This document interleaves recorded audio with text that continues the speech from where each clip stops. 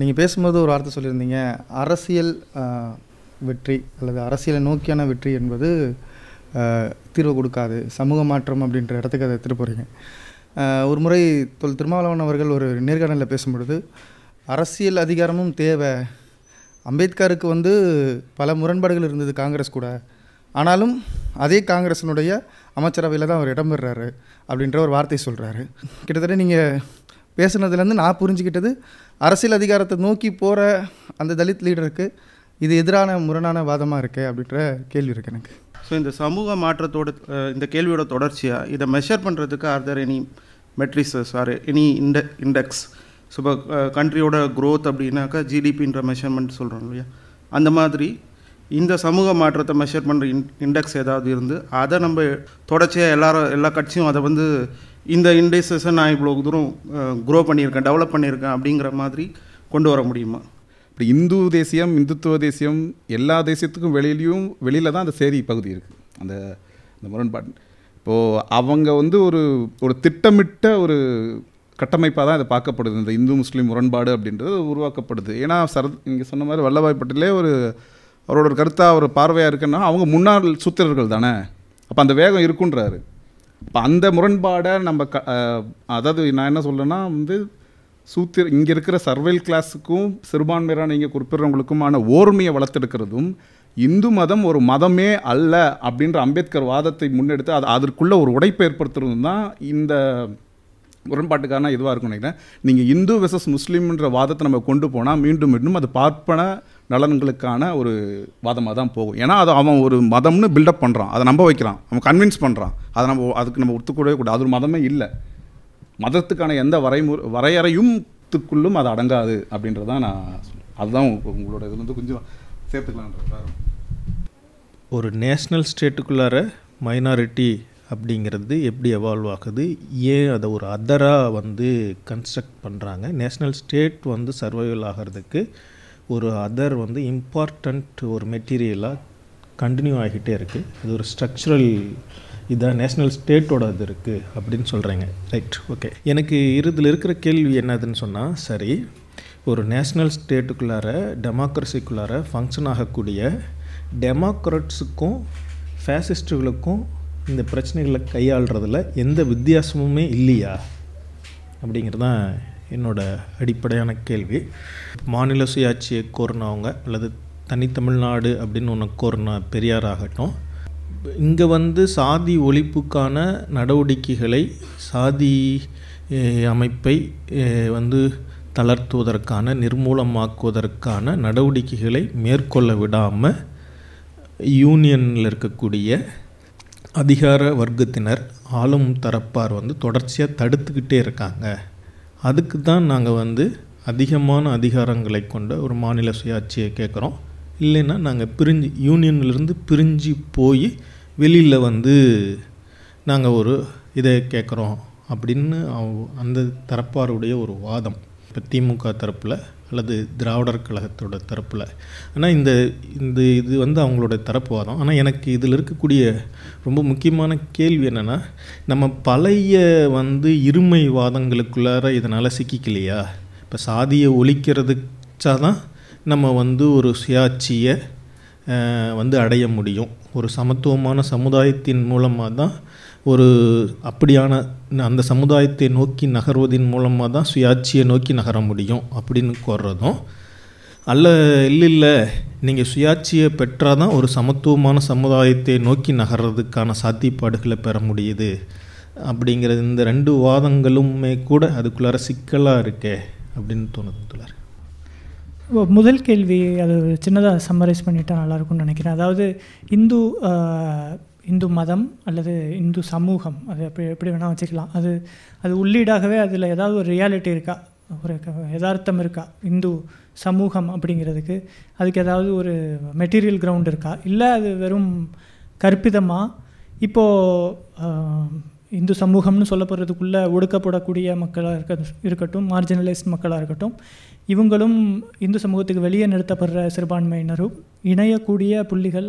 அந்த ஓர்மையை, அந்த சாலிடாரிட்டியை வளர்த்தெடுக்கிறது, அதுக்கான ஒரு காமன் பொலிட்டிக்கல் ஸ்பேஸஸை உருவாக்குறது தான் அதுக்கு சொல்யூஷனாக இருக்கும் மாறாக இந்து வர்சஸ் முஸ்லீம் அப்படிங்கிற அந்த பாலிட்டிக்ஸ் வந்து சரியாக வருமா அப்படின்ற மாதிரி தோழர் கேட்டிருந்தார் முதல் கேள்வி. அது என்னுடைய உரையில் வந்து நான் சொல்ல நினச்ச விஷயங்களில் சிலது வந்து தவறாக புரிந்து கொள்ளப்பட்டிருக்கலாம், அல்லது வந்து அது தெளிவாக நான் சொல்லாமல் இருந்திருக்கலாம், என்னுடைய இதாக இருக்கலாம்.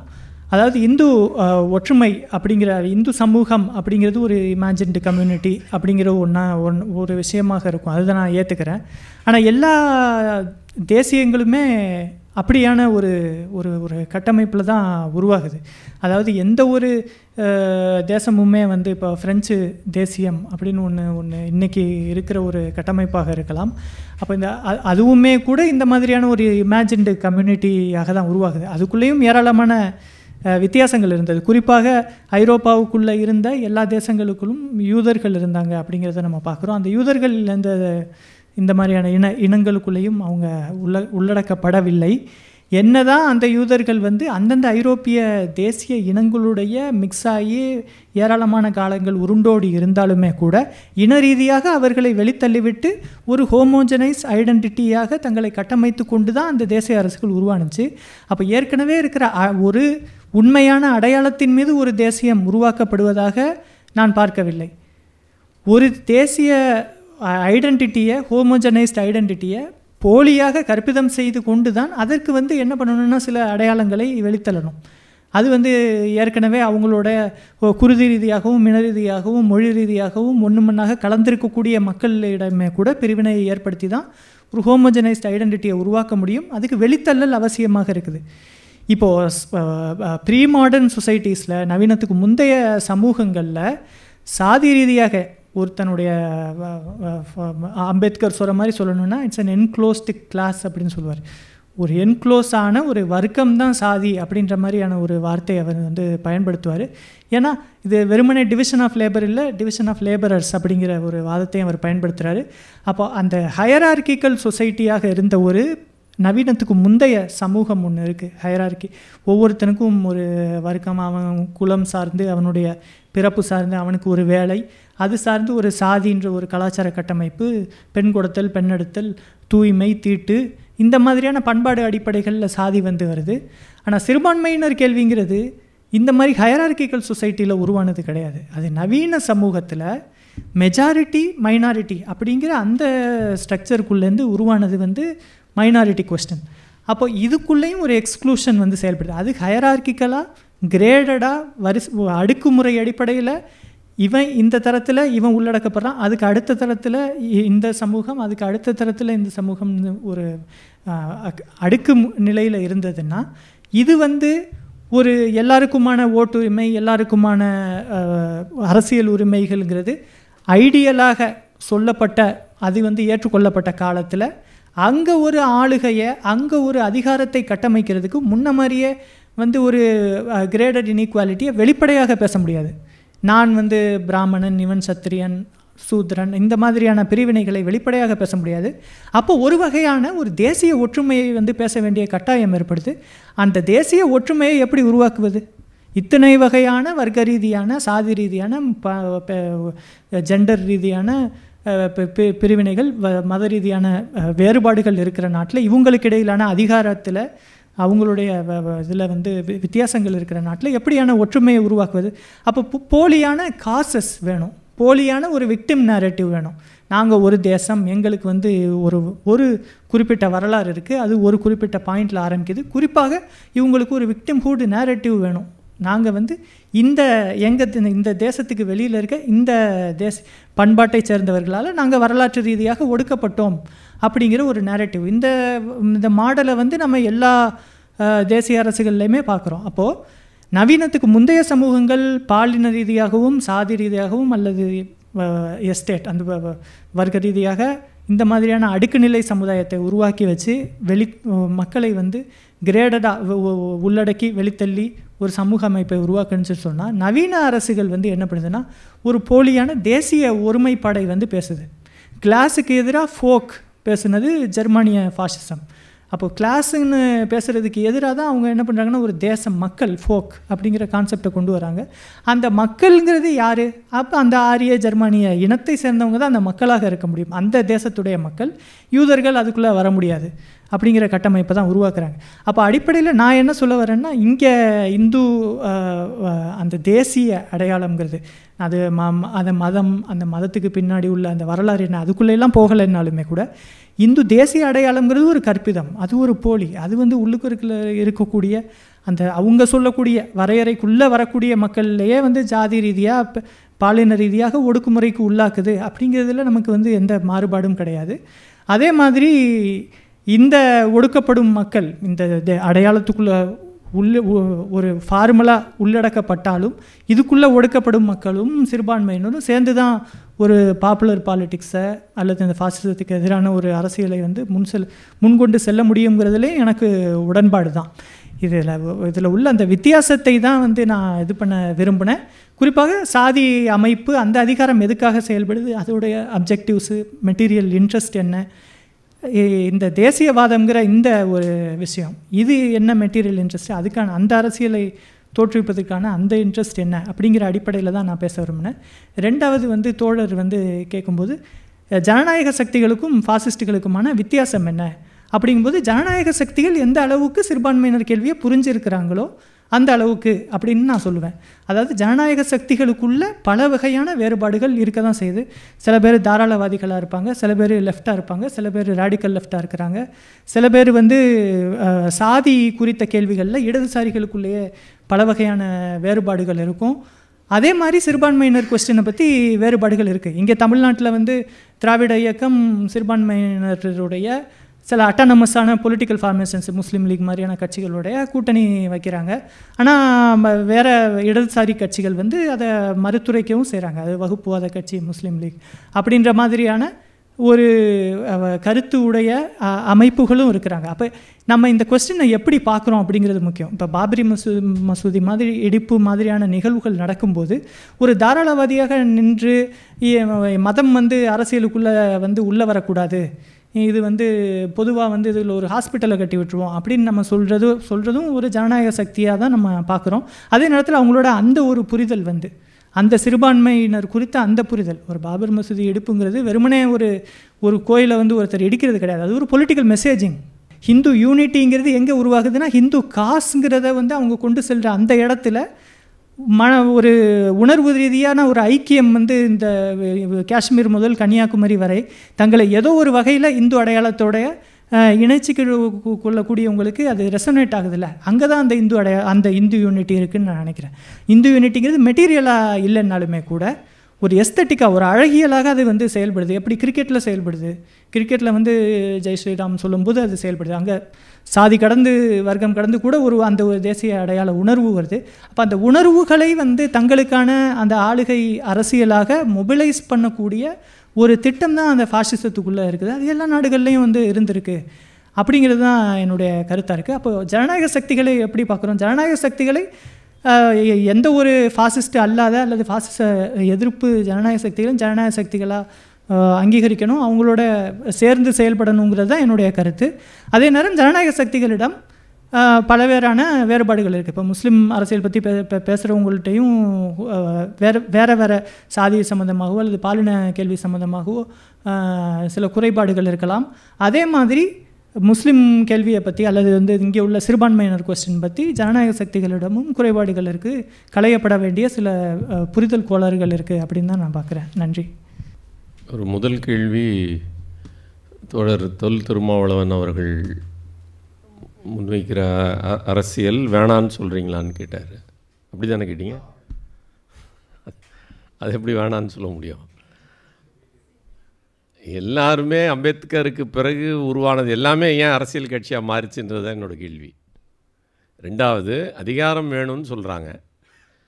ஆல்ரெடி அதிகாரம் இருக்கே, அதை வச்சு என்ன பண்ணீங்கன்னு தான் கேள்வி. 120 எம்பிக்கள் இருக்கிறாங்க, தலித் பழங்குடியினர் 125 எம்பிக்கள் இருக்கிறாங்க. அது அதிகாரம் இல்லையா? ஒவ்வொரு மாநிலத்திலையும் 40 எம்எல்ஏக்கள் குறையாமல் இருக்காங்களே, அது அதிகாரம் இல்லையா? 18% இடஒதுக்கீடு அரசு பணிகளில் ஐஏஎஸ்களாக ஐபிஎஸ்களாக தாசில்தார்களாக எல்லா நிலைகளிலும் அரசு நிர்வாகத்தில் தலித்துகளுடைய பங்கு இருக்கிறதே, அது அதிகாரம் இல்லையா? வேறு என்ன அதிகாரம் கேட்குறீங்கன்னு தான் நம்ம கேட்குறோம்.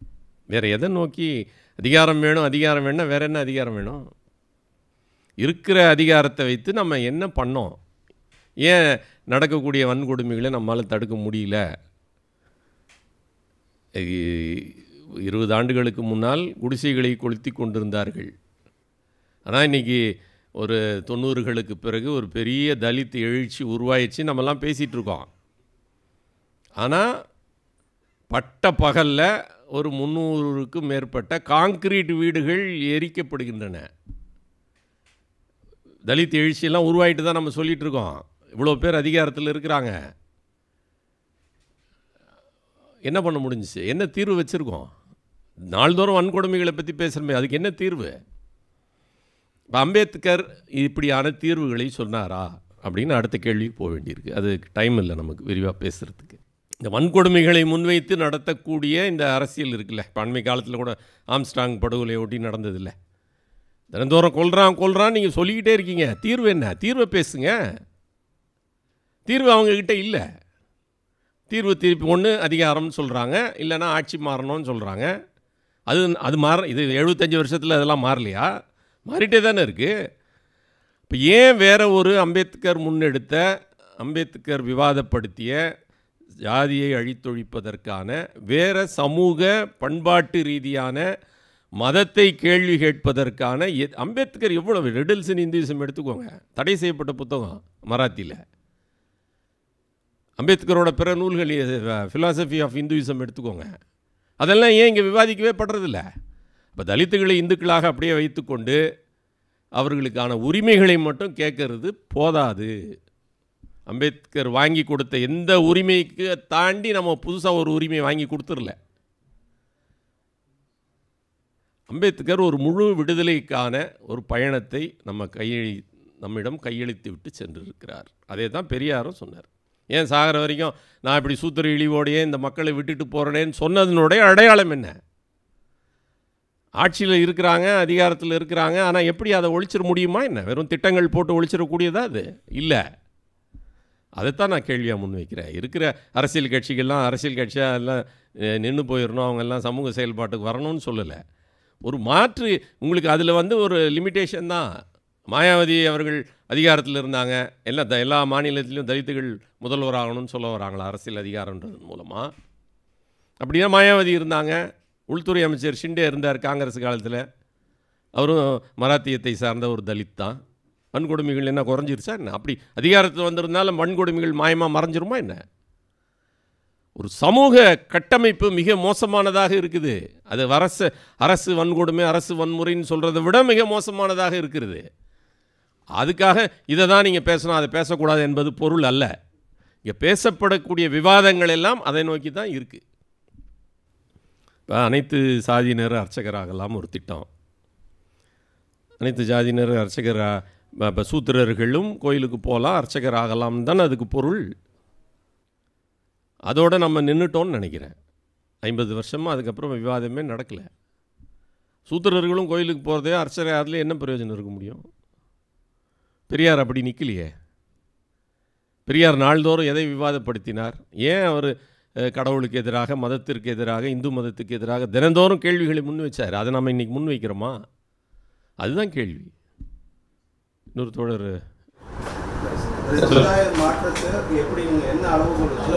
சமுதாயம் மாறவே இல்லையே, அதுதானே அளவுகோல்.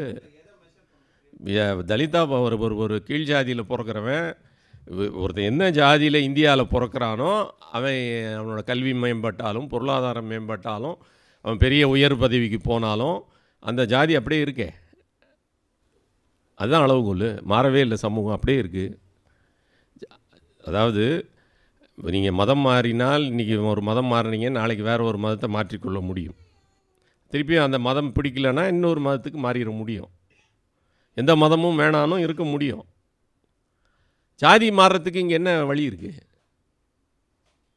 ஜாதி ஏன் இன்னும் ஒரு சமூக அமைப்பு, ஒரு ஜனநாயக வழிமுறைகள் இல்லாமலே எவ்வளோ நாளைக்கு இப்படி இருக்கும்? அதில் நீங்கள் உடைப்பே ஏற்படுத்த முடியாதுன்னு சொல்லிட்டாங்க.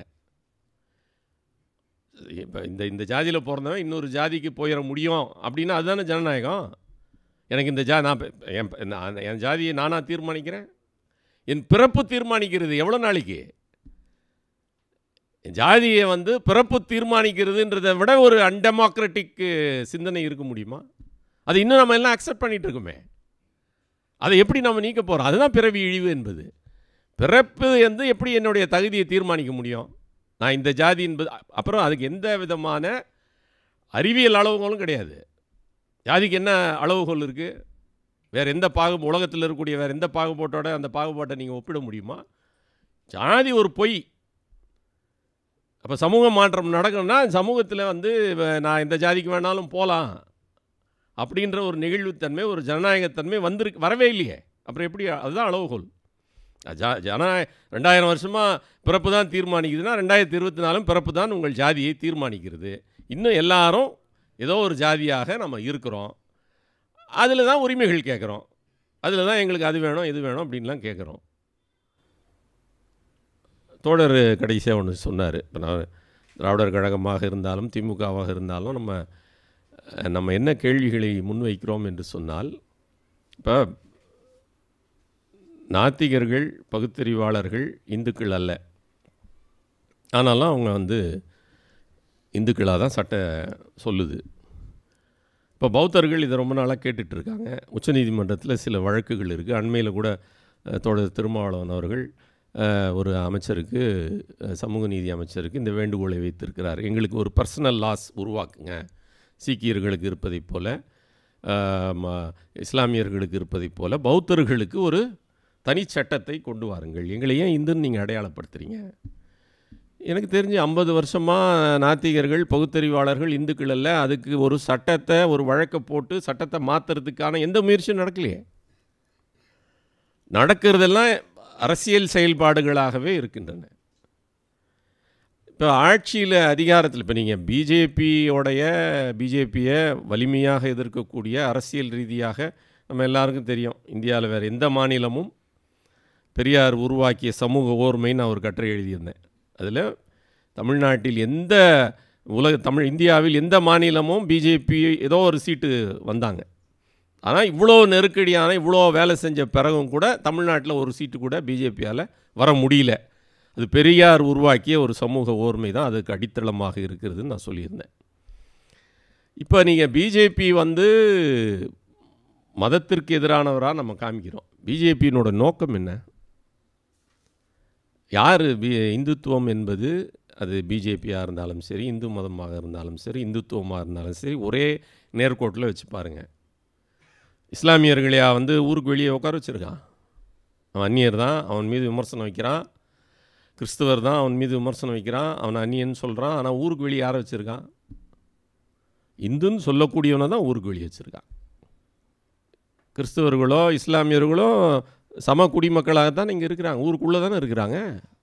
யாரை ஊருக்கு வெளியே வச்சுருக்கான்? அவன் யாரை இந்துன்னு அப்போ யாரை சூத்திரன்னு சொல்கிறான்? அவன் பாயின்னு மரியாதையோடு தானே நடத்துகிறான். சமூகமும் அப்படி தானே நடத்துது. ஆனால் பார்ப்பனர் அல்லாதவர்களுக்கு மட்டும் சூத்திர இழிவு இருக்கு இல்லையா? தலித்துகளை மட்டும் ஊருக்கு வெளியே வச்சுருக்கான்ல.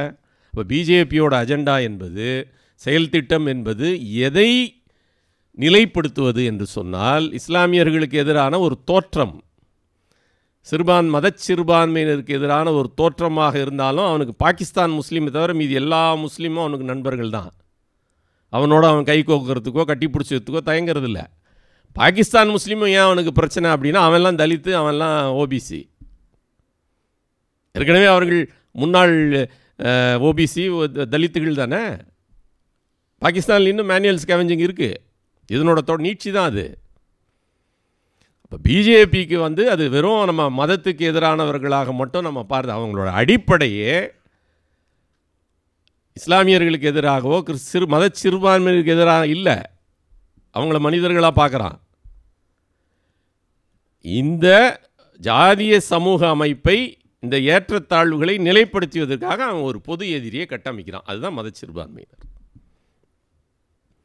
அதை நம்ம என்னைக்காவது சொல்லி கொடுத்துருக்கோமா? அப்புறம் இந்துத்துவத்தை விமர்சனம் பண்ணுறோம், பிஜேபியை விமர்சனம் பண்ணுறோம், ஆர்எஸ்எஸ்ஸை விமர்சனம் பண்ணுறோம். இந்து மதத்தை விமர்சனம் பண்ணுறதோ பார்ப்பனர்கள் மீதான விமர்சனமோ சுத்தமாக இல்லை 30 வருஷமாக எனக்கு தெரிஞ்சு. அதற்கு என்ன காரணம் தெரியல. இப்படியான விவாதங்கள் நீங்கள் அவனுடைய அடிமடியில் நீங்கள் கை வைக்கணும். அதை பெரியார் செஞ்சார், அம்பேத்கர் செஞ்சார். ஆனால் நம்ம மேலோட்டமான ஒரு அரசியல் எதிரிகளை மட்டுமே கட்டமைத்து கொண்டு பிஜேபி, ஆர்எஸ்எஸ் இவங்களுக்கு எதிராக நிறைய புத்தகங்கள், இவங்களுக்கு எதிராக நிறைய பிரச்சாரங்கள், அதெல்லாம் ஓகே, அதெல்லாம் நான் தவறுன்னு சொல்ல. அது மட்டும் போதாது. நீங்கள் பிஜேபியோட அடிநாதமாக எது இருக்கிறதோ அதில் அந்த இந்து தத்துவத்தில் நீங்கள் கை வைக்காமல், அவனுக்கு ஒரு அச்சுறுத்தலை ஏற்படுத்தாமல் நீங்கள் ஒரு பெரிய மாற்றத்தை, அரசியல் மாற்றத்தை கொண்டு வர முடியாது என்பதுதான் என்னுடைய கருத்து. நன்றி. நம்ம டிஸ்கஸ் பண்ணுறது ஸ்டேட் அட்டானமின்னு நம்ம டிஸ்கஸ் பண்ணுறது பவர் சென்ட்ரலைசேஷன் தான் நம்ம கேள்விக்குள்ளாக்குறோம். ஸோ பொலிட்டிக்கல் பவரும் எக்கனாமிக் பவரும் இங்கே சென்ட்ரலைஸ் ஆகிட்டு இருக்குது. அதாவது 75 ஆண்டு காலமாக அது சென்ட்ரலைஸ் ஆகிட்டு தான் இருக்குது. நடுவில் மாநில சுயாட்சி குரல்ன்ட்டு நம்ம ஒரு 50 ஆண்டு காலமாக இங்கே ஆட்சியில் இருந்துட்டு கேட்டுட்டு இருக்கோம். பட் ஆனால் அந்த மாநில சுயாட்சின்னு ஒன்று சாத்தியப்பட்டுச்சா அப்படின்னா இல்லை. அது மாநிலத்தில் அதிகாரத்தில் இருக்கிறது மூலமாக மட்டும் சாத்தியப்படுமானாலும் இல்லை. அந்த குரல் சிறுபான்மையினரிடமோ இங்கே உள்ள மற்ற இயக்கங்களிடமோ இத்தனை மாநிலங்களில் இருந்த பிரதானமான எதிர்க்கட்சிகளிலிருந்துமோ எழுறப்போ தான் அதை நம்ம சாத்தியப்படுத்த முடியும். நம்ம டிஸ்கஸ் பண்ணுறது சென்ட்ரலைஸ்டு பவர் தான் டிஸ்கஸ் பண்ணுறோம். அதை டீசென்ட்ரலைஸ் பண்ணாமல் சிறுபான்மையினரும் தலித்துகளும் இந்த மாதிரியான உரிமைகளை பாஜகவோட இல்லை இப்போ உள்ள அமைப்பில் இருந்து கேட்டு பெற முடியுமாங்கிறது ஒரு முக்கியமான கேள்வியாக இருக்குது எனக்கு. தெரியல. அவர் திருப்பியும் தோழர் டீசென்ட்ரலைசேஷனுக்கான ஒரு தேவையை தான் அவர் வலியுறுத்துறாரு. சரி, நான் கேட்குறேன், இந்தியா கூட்டணிக்கிட்ட அப்படி ஏதாவது கோரிக்கை இருக்கா? இந்தியா கூட்டணி அப்படி ஏதாவது கோரிக்கை வச்சுருக்காங்களா? மாநில சுயாட்சியை கேட்க போகிறோம் அப்படின்னு ஏதாவது வச்சுருக்காங்களா? தெரியலையே. அவங்க அதிகாரத்துக்கு வரணும்னு நினைக்கிறாங்க. சரி, 30 வருஷமாக எல்லோரும் அதிகாரத்தில் இருந்தவங்க தானே. அப்போ ஏன் எந்த மாற்றமோ எந்த உடைப்பையும் எந்த சட்ட திருத்தத்தையும் உங்களால் எடுத்துகிட்டு வர முடியல? அப்போ யார்கிட்ட கேட்குறீங்க? அதுதான் நான் கேட்குறேன். கோரிக்கை தவறுன்னு சொல்லலை, நான் ஒரு வாதத்திற்காகவே சொல்கிறேன். நீங்கள் மாநில சுயாட்சி பெற்றுவிட்டீர்கள் அல்லது கன்கரண்ட் லிஸ்ட்டில் நீங்கள் கல்வியை எடுத்துகிட்டு வந்துட்டீங்க, இந்த மாதிரி விஷயங்கள் நீங்கள் கேட்குறது கிடச்சிருச்சுன்னே வச்சுப்போம். அதன் மூலயமா இங்கே இருக்கக்கூடிய முதன்மை முரண்பாடை நீங்கள் தீர்த்துற முடியுமான்னு தான் நான் கேட்குறேன். அந்த விவாதம் இங்கே நடக்கவே மாட்டேங்குது. நடக்கிறது எல்லாமே ஒரு ஒரு ஒரு மேக்ரோ லெவலில் ஒரு பொலிட்டிக்கல் டிஸ்கோர்ஸாக தான் இங்கே போயிட்டுருக்கு. அது இப்போ நீங்கள் வலிமையான இந்தியா கூட்டணி, வலிமையான கூட்டணி இப்போதைக்கு ரைட். அவங்க மாநில சுயாட்சி கேட்ட மாதிரி எனக்கு தெரியல. அவங்க அதிகாரத்துக்கு வந்தாலும் ஆளுநர் பதவியெல்லாம் எடுத்துருவோன்னு சொன்ன மாதிரி தெரியல. அல்லது அவங்க அதிகாரத்துக்கு வந்தாலும் இந்த மாதிரி நிதி பங்கீடுகள் முறையாக இருக்கும், அதுக்கு சாத்தியப்படுத்துமான்னு தெரியல. அம்பேத்கரிய பெரியாரிய பார்வையிலேருந்து என்னுடைய கேள்வி என்னென்னா, அவங்க எதை செய்கிறாங்களோ இல்லையோ, எனக்கு பொருளாதார அடிப்படையில் பார்ப்பனர்களுக்கு கொடுக்கப்பட்ட இடஒதுக்கீடு என்று சொல்லக்கூடிய ஒரு மிக மோசடியான அரசமைப்பு சட்டத்தை கேலிக்குரியதாக்குவதற்கான ஒரு திட்டத்தை அவங்க முதல் கையெழுத்தாக ரத்து பண்ணணும்னு நான் முன்வைக்கிறேன். அதற்கான எந்த விவாதமாவது நடந்திருக்கா? தனியார் துறையில் இடஒதுக்கீடு அப்படின்ற ஒரு கோரிக்கை, அதை நீங்கள் சமூகத்தை ஜனநாயகப்படுத்துவதற்கு இல்லை இந்த 50% சீலிங்கை உங்களால் எடுக்க முடியுமா? நீங்கள் இன்னும் மனு போடுறவங்களா தானே நம்ம இருக்கிறோம், மனு போடுறவங்களா தானே இன்னும் இருக்கோம். அது நீங்கள் முன்வைக்கக்கூடிய இந்த பொலிட்டிக்கல் டிஸ்கோர்ஸில் இந்த ஒரு சோஷியல் அஜெண்டா இல்லை அப்படி வேணால் வச்சுக்கோங்க. 50 வருஷமாக ஆட்சியில் தானே இருக்கிறோம். ஒன்றியத்தில் பவர் இருந்தால் மட்டும் என்ன பண்ணிட முடியும்? ஜாதியை ஒழிச்சிட முடியுமான்னு நான் கேட்குறேன். நீங்கள் ஒன்றியத்தில் இருக்கக்கூடிய ஒரு பொலிட்டிக்கல் ஒன்றியத்தில் தலித்துகள் பவரில் இருக்கிறாங்க. காங்கிரஸில் வந்தாலும் சரி அது வர்றதுக்கு ரொம்ப நாள் ஆயிராது. காங்கிரஸுக்கு வர்றதா இருந்தாலும் சரி, காங்கிரஸ் அரசாங்கத்தில் இருந்தாலும் சரி, பிஜேபி அரசாங்கத்தில் இருந்தாலும் சரி, தலித்துகளும் பிற்படுத்தப்பட்டவர்களும் மத சிறுபான்மையினும் பவரில் இருந்து இருக்காங்க. நான் இந்த விவாதத்தை நம்ம தனியாக கூட பேசிக்கலாம். என்னுடைய கருத்து என்பது வெறும் ஆட்சி அதிகாரம் அல்லது ஒரு வலிமையான ஒரு மத்திய அரசாங்கம் வந்துட்டால் எல்லா பிரச்சனையும் தீர்ந்துருன்னா தீராது என்பது தான். நன்றி. தொடர்ச்சியாக இந்த விவாதங்கள் நடந்துக்கிட்டு இருக்குன்னு தான் நான் நினைக்கிறேன். இப்போ பழைய காலத்தில் தோழர்கள்லாம் சாதி ஒழிப்பு பற்றி கம்யூனிஸ்ட் இயக்கங்கள் பேசும் பொழுது இப்போ நல்ல ஊமையை ஒன்றை பயன்படுத்துவாங்க. வண்டிக்கு முன்னாடி மாடை கட்டுறதா, வண்டிக்கு பின்னாடி மாடை கட்டுறதா? பெரியாரிஸ்ட்டுகள்லாம் வந்து வண்டிக்கு பின்னாடி மாட்டை கட்டிக்கிட்டு இருக்காங்க. இது முக்கியமான பொருளாதார பிரச்சனைகள். நம்ம தான் வண்டிக்கு முன்னாடி மாட்டை கட்டி ஓட்டிக்கிட்டு இருக்கோம் அப்படின்னு வந்து ஒரு காலத்தில் நம்ம பேசினோம். கம்யூனிஸ்ட் தோழர்கள் பேசினாங்க. இன்னொரு பக்கம் பெரியார், எல்லாம் ஒரே அக்கம் பக்கமாக இருந்த தோழர்கள் தான். அதே போல் தான் சோஷியல் வாய்ஸே இல்லைன்றதா எல்லாமே உண்மைதான்.